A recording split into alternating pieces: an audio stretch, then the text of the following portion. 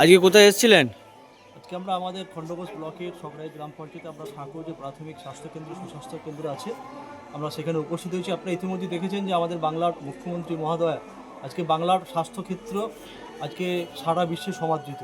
ঠিক তেমনই আমাদের যেমন টেলিমেডিসিন প্রক্রিয়া মাধ্যমে আজকে আমাদের রাজ্যে একটা সাড়া ফেলেছে, ঠিক তেমনই স্বাস্থ্য পরিষেবাকে মানুষের কাছে পৌঁছে দেওয়ার জন্য আপনারা দেখেছেন কিছুদিন আগে আমাদের বাংলার মুখ্যমন্ত্রী মমতা বন্দ্যোপাধ্যায় মহোদয় প্রায় ভ্রাম্যমাণ যে চিকিৎসা পরিষেবা কেন্দ্র উদ্বোধন করেছিলেন।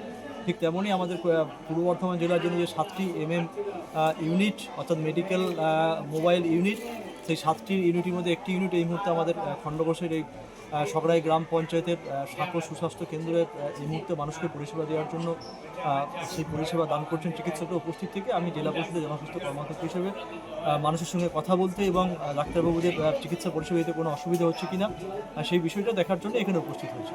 প্রত্যন্ত গ্রামের মানুষ এখানে আসছেন ডাক্তার দেখাতে, এটা কি আপনার কীরকম প্রতিক্রিয়া মনে হয়? অবশ্যই আমরা জানি যে এখানে সাঁকোর মানুষ প্রতিনিয়ত এখানে আমাদের যে স্বাস্থ্যকেন্দ্র আছে তাদের মাধ্যমে বিভিন্ন আমাদের যে মিটিং সেখানে তারা জানান যে এখানে মানুষ পরিষেবা নিতে আসেন, কখনো যদি কোনো অসুবিধার সমস্যা হয় বা কোনো পরিকাঠামোর দরকার সেটা তারা বলেন। আমরা জানি এই এলাকার মানুষ এই স্বাস্থ্য পরিষেবা নেওয়ার জন্য সুস্বাস্থ্য কেন্দ্রেই আসে।